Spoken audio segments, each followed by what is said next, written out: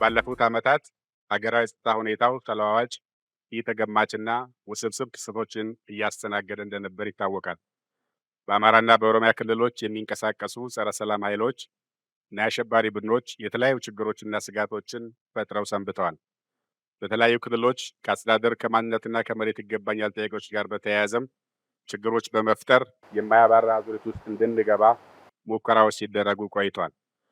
የጸጥታና ደህንነት ተቋማትም እነዚህን ስጋቶችን ለመከላከል ህዝቡ በሰላም ወጥቶ እንዲገባ ለማስቻል ከህብረተሰቡ ጋር በመተባበር ውጤታማ ስምሪትና የህግ ማስከበር እርምጃዎች በመውሰድ ሀገራዊ አንጻራዊ ሰላምና ደህንነት የማረጋገጥ ተልዕኳቸውን በስኬት ለመወጣት ተረባርበዋል። አሁንም በመወጣት ላይ ይገኛሉ። አሁን የምንገኝበት ወቅት ሁኔታዎች በፍጥነት ተለዋዋጭ እንደሆኑ በተግባር የሚታይበት ነው። በምስራቅ አፍሪካ የጎረቤት ሀገር በሆነችው ሱዳን የእርስ በርስ ጦርነትና ግጭቶች ተባብሰው ቀጥለዋል። በሶማሊያ እንደ አልሸባብ እና አይኤስ የመሳሰሉ ዓለም አቀፍ የሽብር ቡድኖች አንሰራርተዋል። የጥቃት ስልታቸውም እየተለወጠ እና እያደገ መጥቷል። በሌሎችም የክፍለ ሀገሩ ሀገራት በተለያዩ ግዛት የጸጥታ ስጋቶች እና ውጥረቶች ጨምረዋል። በዚህም ተለዋዋጭና የተገማች በሆነው ዓለማዊ የደህንነት ምህዳር ውስጥ የሀገርን ብሔራዊ ደህንነትና ጥቅም ለማረጋገጥ ልቆ መገኘት አማራጭ የሌለው ምርጫ መሆኑ እሙን ነው። የውስጥ አቅምን በትብብርና በቅንጅት በማሳደግ ለአንድ ሀገራዊ ተልዕኮ የሚሰማራ ኃይልን ማብዛት ተገቢ መሆኑንም ይጠቁማል። በአሁኑ ወቅት በመካከለኛው ምስራቅ እየተካሄደ ያለው ጦርነት ከባህር ደህንነት ጋር በተያያዘ በቀጠናው አዲስ ስጋት ፈጥሯል።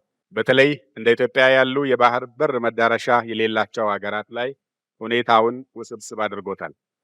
ኢትዮጵያ የባህር በር መዳረሻ ለማግኘት በምታደርገው ጥረት ወቅታዊ የጂኦፖለቲካዊ አስተላለፎች በፍጥነት ከመቀየራቸው ባሻገር ቀጠናው በቀይ ባህር ላይ ተጽዕኖ ለመፍጠር የሚፈልጉ ኃይሎች የፉክክር መናኸሪያ የሆነ መምጣቱም ተጨማሪ ስጋት እንዲደቅን አድርጎታል።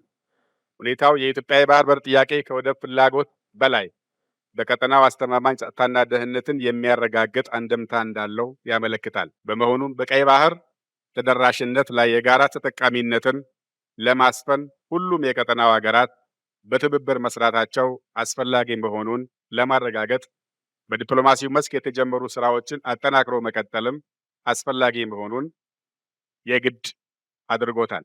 ይህ ቁልፍ የሆነ የኢትዮጵያ ብሔራዊ ደህንነት አጀንዳ እውን እንዲሆንም የጸጥታና ደህንነት ተቋማት የትኩረት መስካቸውን ከወቅታዊና ዘላቂ ፍላጎቶቻችን አንጻር በመቃኘት የበኩላቸውን ሚና መወጣታቸውም እጅግ ወሳኝ ተግባር ነው። የብሔራዊ መረጃ ደህንነት አገልግሎት የኢትዮጵያ ሰላምና ጸጥታ እንዲረጋገጥ፣ ብሔራዊ ጥቅሞቿ እንዲጠበቁ፣ ቀጠናዊና ዓለም አቀፋዊ ተደማጭነቷ እንዲያድግ በሰው ኃይል፣ በአሰራር፣ በአደራጀትና በዘመናዊ ቴክኖሎጂዎች በመታጠቅ ተቋማዊ ቁመናውን ወደ ላቀ ደረጃ ለማድረስ በለውጥ ሂደት ላይ ይገኛል። የኢትዮጵያ ብሔራዊ ደህንነት አጀንዳዎች ለማሳካትም ከሁሉም የፌዴራልና የክልል ባለድርሻ አካላት ጋር የሚያደርገውን ቅንጅታዊ አሰራርና የጋራ ስምሪትም አጠናክሮ እንደሚቀጥል በዚሁ አጋጣሚ ላረጋግጥ እወዳለሁ። ይሄ ወዳጅነት በውስጣችን ብቻ ሳይሆን ተመሳሳይ የጋራ ጥቅምና ዓላማ ካላቸው ሌሎች አጋር አካላትም ጋር በትብብር ተጠናክሮ የሚቀጥል ይሆናል። ቀጠናው ባለብዙ ፍላጎቶች ያሉበት ስትራቴጂክ ስምሪት ያለበት ከመሆኑ ጋር ተያይዞ የኢትዮጵያ ታሪካዊ ጠላቶችም ይህን አጋጣሚ ለራሳቸው ጥቅም የሚዘውሩት ኢትዮጵያንም ለማዳከም የነበራቸው እንቅስቃሴ አጠናክረው የቀጠሉበት ከመሆኑ አንጻር ተያይዞ በሲቪልም በጸጥታና መከላከያ ተቋማትም በሁሉም ዜጎች ዘንድ ያለው ትብብር ጉልህ መሆንና የሚያጋጥሙ ፈተናዎችን እጅ ለእጅ ተያይዞ መሻገር አጋጣሚውን ደግሞ ለተሻለ እድል ለመጠቀም የሚያስችል ትብብርን ማጉላት ወሳኝ ይሆናል። ሰባተኛው ጠቅላላ ሀገራዊ ምርጫ የሁላችንም የላቀ ተሳትፎ የሚፈልግ ታሪካዊ እድልም ኃላፊነትም መሆኑ ይታወቃል።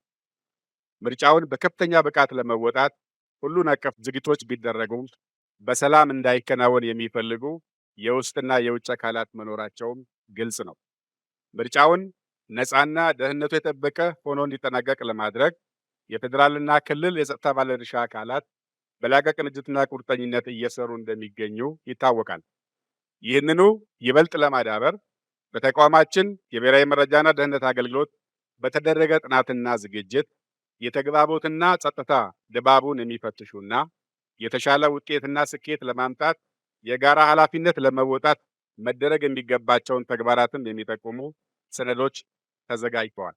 በምርጫ ወቅትና በድህረ ምርጫ ጊዜያት ሊያጋጥሙ የሚችሉ ተግዳሮቶችን በመለየት በጥረትና በብቃት ለመፍታት የሚያስችል ተግባቦት ለመፍጠርም ጠቃሚ እንደሚሆኑ እምነቴ የጸና ነው። ይህም ምርጫ በስኬት እንደሚጠናቀቅ ለዚህም ሁላችንም የበኩላችንን ጥረት እንደምናደርግ እምነቴ ጽኑ ነው።